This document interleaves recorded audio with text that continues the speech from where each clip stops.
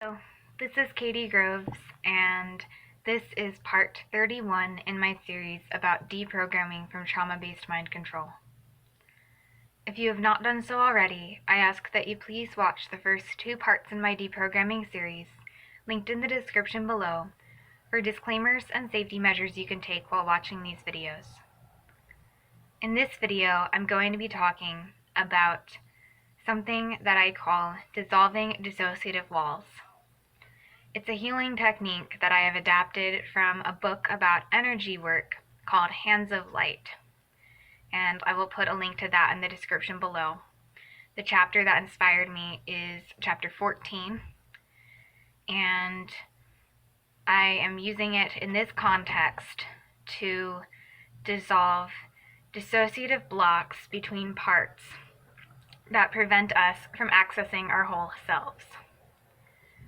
And in this video, I'm going to be reading aloud from a script, which I don't normally do, because I wrote out a step-by-step of this process for another survivor a few months ago, and I think I said it as well as I possibly can.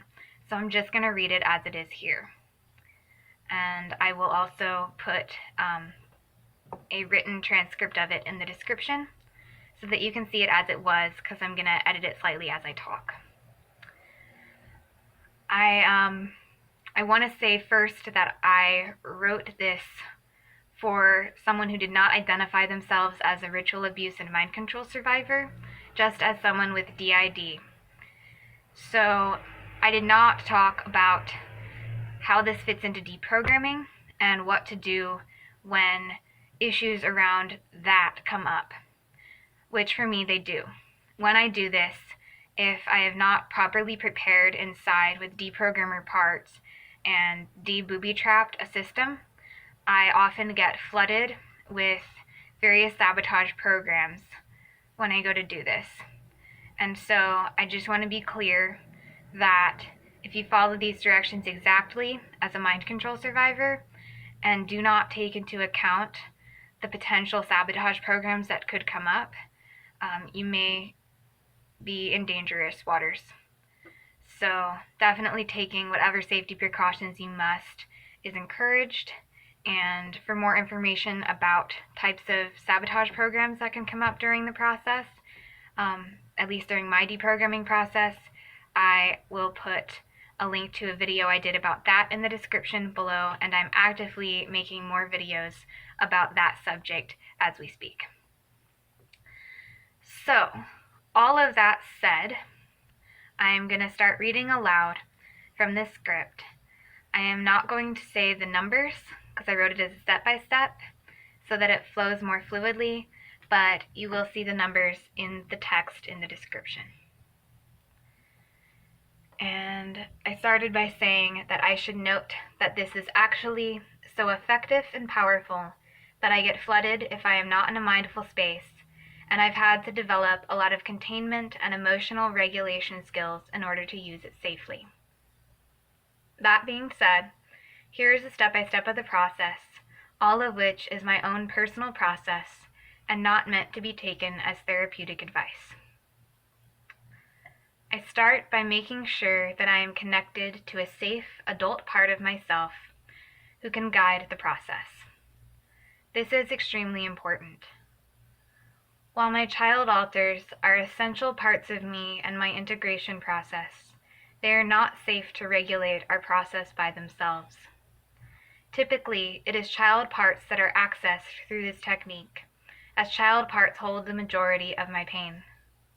Adult parts need to be present for these child parts to feel safe and contained. I then look inside for parts that want to communicate with this safe adult part of myself but are trapped behind dissociative walls created during trauma. I reach out to them with the intention to heal. This is an intuitive process. I do not know how to explain it, but I set the intention in my heart and beam that energy to the parts that want to talk. Once I feel a connection has been established, I look inside in my internal imagery. I used to have to close my eyes to do this. Now I can do this with my eyes open. At this point, I should see a wall or another object in or behind which the dissociative part or parts are trapped. I visualize my hand reaching out to the wall and continue to beam a healing intention. I tell the wall that I am there to heal it and continue to meditate on my desire for communication until the wall dissolves or a part verbally responds. If a part responds but the wall remains intact, I can engage in inner dialogue with that part. This loosens the solidity of the wall, and as I gain the dissociative part's trust, they will let me in with time. If the wall dissolves, the dissociative part or parts enter my inner space and become co-conscious with me. This means we co-inhabit the same inner space while still retaining a degree of separation. It is different from integration, in which dissociative parts fully merge into one.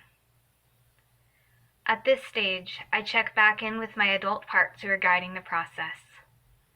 And I should note that I am writing this from the perspective of an adolescent part who does a lot of healing work in the system under the guidance of older dissociative parts.